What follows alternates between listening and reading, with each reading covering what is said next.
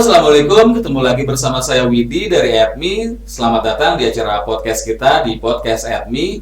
Sore ini kita kedatangan tamu yang sangat spesial, yaitu Pak Raka Anggara. Selamat datang Pak Raka. Ya, terima kasih Pak Widi. Yes, jadi sore ini kita akan membahas tentang konten marketing. Jadi untuk teman-teman yang mungkin udah sering mendengar istilah konten marketing di dunia digital marketing ya, khususnya teman-teman ya. Nah, sore ini kita kedatangan salah satu pakar digital marketing nih, Pak Raka. Jadi for the record aja teman-teman, sebelumnya juga saya banyak belajar sama beliau ya. Jadi untuk urusan digital marketing, Google Ads, Google Analytics, Facebook Ads itu beliau udah di luar kepala lah, udah ngelotok banget gitu. Jadi Pak Raka, sebelumnya kita tanya dulu nih Pak Raka nih, backgroundnya nih ya kan. Kita tanya masternya dulu nih Pak Raka, bisa jelasin sedikit Pak Raka tentang diri Pak Raka, apa aja kegiatannya saat ini? Selamat sore teman-teman semua ya. Perkenalkan, nama saya Raka Anggara. Mungkin teman-teman semua nanti bisa panggil saya pakai nama depan aja, Raka ya.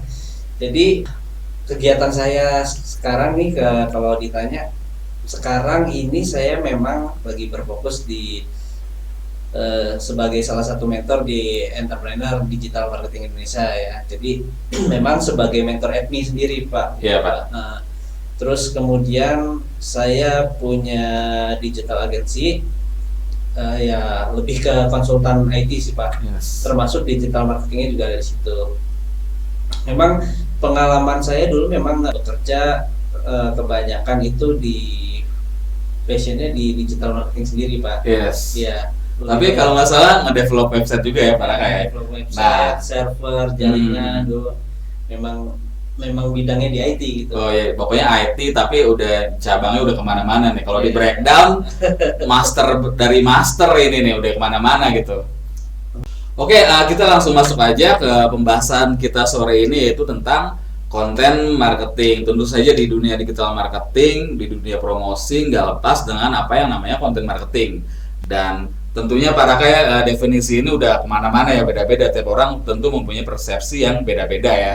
Ada yang bilang konten marketing itu dari foto aja, lo foto barang jualan atau video barang jualan itu udah disebut konten marketing ya kan. Padahal setahu saya ini konten marketing itu lebih kompleks dari itu deh ya kan Pak Raka ya kan. Coba Pak Raka definisikan Kak, kita luruskan nih sore ini nih. Betul Pak Widi. Jadi kalau dari saya sendiri ya, jadi sebelum orang-orang mengenal digital marketing sendiri itu harus tahu yang namanya konten sendiri Pak. Jadi semua orang yang jualan di digital marketing itu harus paham dulu nih, konten itu apa sih?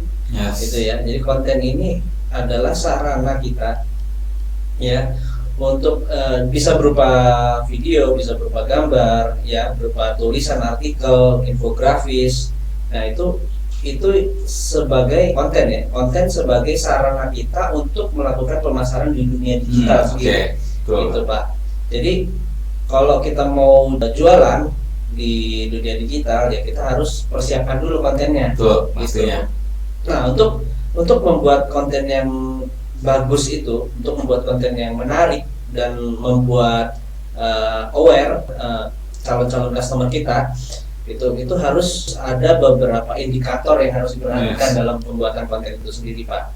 Jadi memang kalau konten marketing ini kita lebih ke soft sellingnya ya Pak ya. Jadi kita nggak langsung jualan produk, tapi kita lebih mengedukasi manfaat manfaat dari produk kita, terus kemudian nggak harus langsung jualan gitu. Soft selling ya Pak ya. Jadi ibaratnya tetap jualan, tapi yang dikeluarkan mungkin yang ini kelebihan dari produk tersebut ya Pak ya. Produk ataupun hal-hal yang berkaitan sama produk atau layanan yang kita punya. Betul. Gitu. Terus misalkan nih Pak, itu misalkan untuk orang yang awam ya kan, konten marketing itu apa ya kan, teman-teman yang masih nggak tahu ya mungkin untuk memulainya dari mana gitu Pak? Apa perlu perencanaan? Bagusnya untuk para pemula nih Pak, untuk membuat konten marketing itu mulainya dari mana sih Pak? Jadi sebenarnya sederhana tapi nggak sederhana juga. Memang harus ada kalau nggak susah ya, harus ada perencanaan di awal gitu Pak. Jadi kita misalkan nih saya buat studi kasus, misalkan kita jualan produk hijab misalkan nih Pak, lagi tren hijab. Jadi kita membuat konten itu harus ada perencanaan. Nah, kontennya dari dalam 1 minggu kita mau pasang konten itu misalkan seminggu berapa kali, atau seminggu misalkan mau dipasang 5 kali dalam seminggu, jam berapa. Nah, kita udah harus prepare tuh konten kita. Bisa jadi kita buat kayak kalender gitu Pak. Yes, kalender konten namanya. Kalau saya udah biasakan itu buat kalender konten dari hari Senin sampai dengan, jadi setiap harinya itu ada konten minimal ada 2 atau 3 konten setiap harinya Pak. Gitu. Jadi setiap orang yang lihat sosial media kita, website kita itu akan selalu baru ya, update terus ya. Terupdate terus. Iya, gitu. Benar. Selalu fresh gitu, selalu segar gitu. Ada konten yang baru, entah itu untuk interaksi doang ya kan, atau untuk langsung direct selling atau soft selling. At least kita mempunyai konten baru karena kita udah mempunyai penjadwalan sebelumnya ya Pak ya. Seperti itu Pak ya. Harus ada planning untuk penjadwalannya sendiri Pak gitu. Jadi harus, itu tadi saya bilang yang pertama itu kita harus punya kalender konten. Nah, kemudian kontennya apa? Yes. Nah, itu kalau kontennya apa itu bisa berupa video, bisa berupa gambar, infografis ya. Jadi kalau misalkan kita jualan hijab tadi, jualan hijab, jadi tunjukin aja kelebihan dari hijab kita itu apa. Misalkan bahannya terbuat dari emas. Iya Pak, benar Pak. Makanya nggak langsung dijual hijab harga sekian. Yes, tapi barat itu sesuatu yang bisa menjual, tapi kita nggak jual di situ sebenarnya ya Pak ya. Iya. Terus Pak, menurut Pak Raka nih ya, sekarang kan banyak banget ya platform. Menurut Pak Raka, platform apa sekarang yang powerful untuk kita berbagi di konten marketing gitu Pak? Kalau untuk platformnya sendiri Pak, kalau untuk platformnya yang banyak dipakai nih sekarang, orang share-nya, marketingnya itu banyak di sosial media kayak contohnya. Sebenarnya semua platform bisa aja Pak. Semakin banyak platformnya, semakin engagement kita, jangkauan itu semakin luas Pak. Baik itu yang tidak berbayar ataupun kita mau pakai yang berbayar ya, misalnya kita mau ngiklan di Facebook atau di Instagram, atau kita mau ngiklan di Google gitu ya. Jadi semakin banyak semakin bagus Pak. Jadi konten hari itu kita share aja ke semuanya. Yes. Gitu. Jadi yang orang nggak buka Instagram, lihatnya dari Facebook, lihat di Facebook gitu kan. Benar. Jadi ada di mana-mana ya. Apalagi kalau orang tersebut udah follow Instagram kita, Facebook kita, kan udah subscribe di YouTube juga, jadi enak tinggal share, nge-blast, semuanya bisa kelihatan ya, udah bisa melihat semua konten kita gitu. Terus Pak, biasanya tuh keuntungannya nih Pak nih, benefitnya apa sih kalau kita pakai konten marketing ini, apalagi kita menggunakannya secara berkala gitu, udah terschedule dengan rapi gitu. Keuntungannya apa aja tuh Pak Raka, menurut Pak Raka? Jadi kalau kita bicara keuntungan ya, kelebihan nih, kalau kita kontennya itu selalu update Pak, si customer ini bakal melihat tuh, oh ternyata ini update terus ya, profesional loh gitu, dan audiens ini lebih tertarik. Iya, lebih tertarik, kalau di-appreciate juga kali ya, udah menghargai juga ya. Niat dagang lucu gitu ibaratnya gitu. Betul, dilihat dari situ kelihatan profesional, terus kemudian juga si customer itu lebih aware kan, setiap hari kita masukin konten terus, jadi tertanam Pak, di pikirannya itu tertanam. Kalau kita konsisten aja, yang penting kita itu dalam 1 minggu jadwalnya sekian ya harus punya persiapan Pak. Jadi seminggu sebelumnya kita udah harus punya konten untuk seminggunya. Jadi kita buat konten seminggu ke depan itu udah dari sebelumnya gitu. Kita nggak hari ini mau pasang konten baru mikir. Ini udah prepare sebelumnya Pak ya? Emang harus udah prepare dulu sebelumnya. Betul. Kalau bisa sebulan sebelumnya, nah itu lebih hebat lagi. Lebih mantap. Banget. Itu biasanya ada tim tuh Pak ya, kalau misalkan sebulan udah prepare, sebulan sebelumnya biasanya udah disiapin tuh tim-timnya ya kan? Betul, emang harus diselang-seling juga Pak. Biasanya saya juga buat itu nggak setiap hari gambar gitu kan, orang jenuh juga lihat gambar. Betul. Orang lebih tertarik melihat yang visual, Pak. Jadi kayak video karosel yang bergerak-gerak itu orang lebih seneng.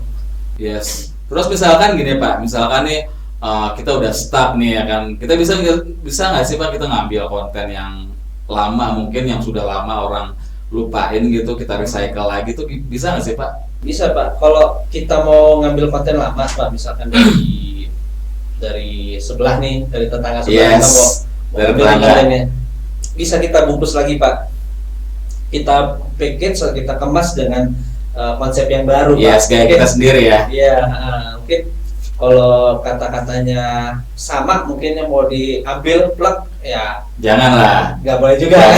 Copyright juga ya. Disempurnakan lagi, upgrade sedikit, terus kemudian template-nya juga diperbarui, lebih bagus lagi gitu Pak. Ya, jadi di konten marketing ini kita juga dituntut kreativitas kita juga Pak ya, benar nggak Pak? Betul Pak. Jadi memang harus ada pembaruan ya. Jadi customer itu melihatnya, wah ini bagus nih barang, dikasih edukasi informatif ya. Sifatnya itu kontennya yang informatif dan menyajikan kelebihan, keuntungan dari si produk atau layanan itu sendiri Pak. Yes. Gitu. Terus kalau ya dari pengalaman saya sendiri ya Pak Raka ya, biasanya kan kalau kita buat content writing, kita konsisten posting setiap hari, itu biasanya berapa lama sih kita baru mendapatkan impact-nya atau dampaknya ke kita gitu, kita bisa ketahuan untungnya berapa gitu, biasanya berapa lama sih Pak? Apa sebulan, apa seminggu langsung, wah gila langsung dapat gitu ya kan, langsung closing, banyak closing gitu. Kalau menurut Pak Raka tuh berapa lama sih Pak biasanya proses normalnya gitu?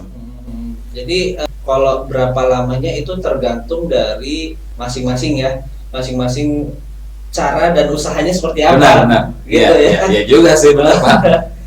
Kalau dari saya sendiri dulu, digital agency saya itu memang di 3 bulan pertama Pak, itu grafiknya masih ya naik, memang naik ya, cuman nggak terlalu yang signifikan gitu. Saya sambil belajar konten apa sih kira-kira yang menarik gitu ya, itu sambil ngelihat respon dari masyarakat, dari si klien, ternyata begini, oh masih kurang. Jadi ada sesuatu yang harus kita analisa sambil kita buat konten itu. Apa sih kira-kira yang bisa menarik si customer ini supaya mau beli gitu. Jadi awalnya saya kasih copywriting terus Pak. Jadi copywriting itu kayak saya langsung jualan, ini ada produk harganya sekian, langsung kita tunjukin. Jadi orang kayaknya aduh nggak tertarik gitu ya. Jadi saya mulai di situ buat konten itu yang sifatnya edukasi Pak. Edukasi, jadi kayak misalkan digital agency saya tuh apa kelebihannya berdagang di dunia digital. Saya sambil ngasih ilmu juga Pak. Bagus jadi, ya. Sekalian ngasih ilmu, nah mereka itu tertarik. Ternyata mereka lebih tertarik untuk membaca ilmunya Pak. Benar. Jadi istilahnya tuh ada yang menguntungkan juga buat mereka gitu ya kan, yang bisa mereka ambil gitu, buat mereka tertarik. Ketika mereka sudah tahu ilmunya, ternyata digital marketing tuh bagus loh. Ternyata lebih meningkatkan konversi penjualan, jangkauannya lebih luas. Nah, setelah mereka tahu itu, baru mereka tertarik nih mau pakai agensi yang mana. Nah, mereka kan sudah mindsetnya langsung berubah ya Pak ya. Sudah pola pikirnya sudah tersetting sama yang kita ngiklan tiap hari, konten kita konsisten. Nah itu baru mereka ada ketertarikan, barulah mereka mau join sama kita gitu. Jadi memang harus bersabar ya di awal ya Pak ya. Tentu. Memang proses sih. Saya 3 bulan itu baru ada klien lumayan lah Pak gitu. Jadi memang di awal-awal kita harus analisis dulu dari konten kita apa yang kurang ya, jadi diperbarui terus. Memang harus ada pembaruan dan kreativitas itu. Betul Pak. Jadi kita dituntut juga tuh untuk berpikir out of the box ya Pak ya, untuk membuat konten yang menarik pastinya. Terus gini nih Pak, ini kan masih banyak yang teman-teman mungkin masih banyak yang bingung juga atau keliru kadang membedakan konten marketing dengan copywriting nih Pak nih. Nah kalau menurut Pak Raka gimana tuh Pak? Apa sih Pak bedanya tuh Pak, keduanya Pak gitu Pak? Ya, kalau ditanya perbedaannya antara copywriting dan content marketing. Nah, jadi teman-teman yang belum tahu, copywriting itu kita lebih jualan jualan itu hard selling, Pak. Yes. Gitu. Jadi kita Oke. langsung jualan. Betul, Punya produk nih, misalkan kita jualan handphone. Langsung aja jualan, ini handphone Samsung, harganya sekian, ya. speknya sekian Harganya gitu sekian, ya. udah gitu. Jadi kalau misalkan konten marketing, ya kita edukasi dulu. Jadi Samsung itu kameranya dengan ketajaman sekian itu Anda bisa mengcapture gambar dengan kejernihan sekian-sekian. Itu orang lebih tertarik, Pak, dibanding kita jualan nih handphone harganya sekian. Oke. Udah gitu. Jadi konten itu diseling-seling. Memang ada saatnya kita jualan langsung hard selling, ada kalanya kita harus sisipkan itu tadi konten marketing, Pak. Iya betul, Pak. Jadi orang juga bosan, Pak, kalau dikasih konten jualan terus. Iya, benar. Gitu. Memang harus ada ilmunya yang kita berikan itu ke calon-calon customer kita, ya. Jadi dalam 1 minggu nih, tadi kembali ke jadwal kita posting nih konten kita. Jadi 1 minggu kita selingin deh, misalkan 2 kali nih jualan hard sellingnya, sisanya kita edukasi lagi. Gitu. Jadi untuk interaksi juga, Pak ya. Untuk interaksi. Sebenarnya untuk menguntungkan akun kita juga sih, Pak, untuk nambah follower. Manfaatnya di balik itu sebenarnya banyak juga ya, Pak ya. Banyak juga. Saya di awal-awal posting konten itu kok sepi ya, gak ada yang komentar gitu ya. Ternyata mereka itu butuh pengetahuan, Pak, butuh edukasi sebelum mereka tertarik untuk membeli. Iya benar. Gitu. Pancing dulu istilahnya, ya kan? Kita pancing, sama dengan mancing ikan, Pak. Benar, Pak. Iya gitu.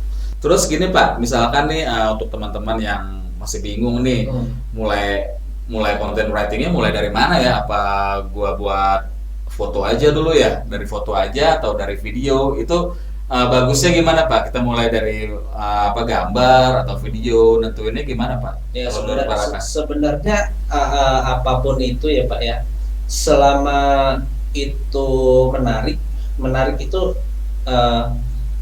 ada ilmunya, Pak, di situ. Ada kelebihan, ada manfaat yang kita tunjukkan, baik itu semuanya sih, Pak. Sebenarnya kalau kita bicara konten apa sih, apakah harus video dulu, apakah harus gambar dulu, ya semuanya. Kalau bisa semuanya nih. Apa aja ya, asal formatnya apa aja. Asal menarik, Pak. Kuncinya itu, kontennya harus menarik. Gitu. Kita mau buat gambar, mau buat video, mau buat carousel, mau buat artikel juga sama, Pak. Itu termasuk konten juga. Jadi memang kontennya ini yang harus bisa memberikan pengetahuan sama itu tadi, Pak, menarik. Sama menarik, kuncinya. Betul. Itu menarik dan kreatif ya, kreatif, Pak ya. Yang pasti unik kreatif. Apalagi yang unik ya. Secara orang kita seneng banget tuh ya. Betul. Yang aneh dikit viral, ya kan? Dan itu udah sering terjadi ya di sini, teman-teman. Betul. Iya benar, Pak Raka. Jadi untuk bahkan untuk kelas copywriting, kelas content marketing itu ada, Pak ya, di luar sana, Pak ya. Banyak banget yang buka ya. Jadi nggak cuma kelas Facebook Ads saja, jadi kelas-kelas seperti ini teman-teman di luar sana juga banyak ya. Ada yang gratis, ada yang bayar ya kan. Jadi teman-teman juga bisa belajar sendiri. Jadi konten marketing ini memang penting banget ya untuk kita membantu proses marketing kita, proses promosi kita. Untungnya ya ujung-ujungnya untuk bisa closing pastinya gitu, ya kan. Sekarang barangkali ada yang mau ditambahkan, Pak?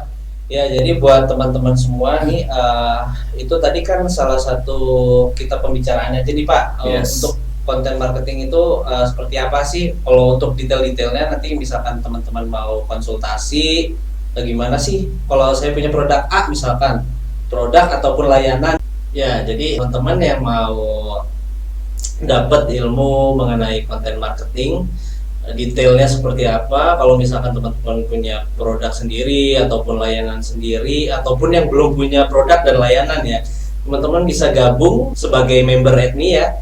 Tinggal klik aja linknya di bawah ini ya, Pak ya. Nanti kita sediain linknya. Tinggal diklik aja di bawah, nanti langsung diarahkan. Ya, nanti setelah join di situ teman-teman bakal kita ajarin detailnya seperti apa. Itu bakal banyak banget video ya, Pak. Bakal banyak banget ya videonya, termasuk nanti tutorial bisa belajar langsung dari mentor-mentor yang lainnya juga, gitu Pak Widi. Jadi teman-teman akan dibimbing lah secara utuh, secara penuh gimana sih cara berjualan di digital marketing ya, nggak cuman konten nanti Pak. Iya, benar. Cara detail-detail untuk beriklannya seperti apa, Ya, teknisnya banyak ya, Pak, ya, video teknis analitik, ya. semuanya nanti diajarin semua di situ. Kalau Mantap. teman-teman udah gabung jadi membernya Admi ya, Mantap.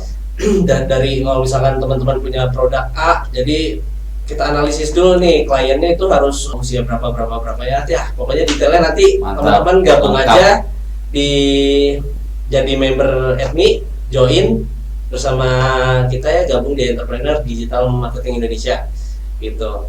Itu aja Oke. Pak Widi. Siap, Pak Iya. Raka. Jadi teman-teman tinggal klik aja linknya, ada di deskripsi, tinggal klik nanti langsung diarahkan. Di situ bakal banyak konten dari teknis, tutorial, semuanya.